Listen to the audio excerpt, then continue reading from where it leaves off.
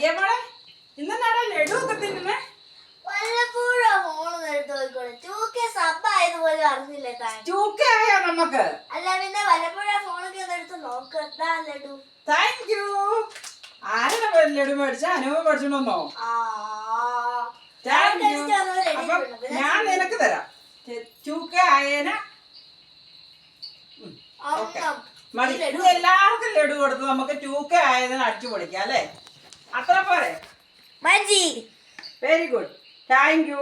മരിയമ്മോടെ support കൊണ്ട് മാത്രമാണ് മരിയമ്മോളെ ഇത്ര ആയത്. അപ്പൊ എല്ലാവരുടെ സപ്പോർട്ട് ഇനിയും വേണം.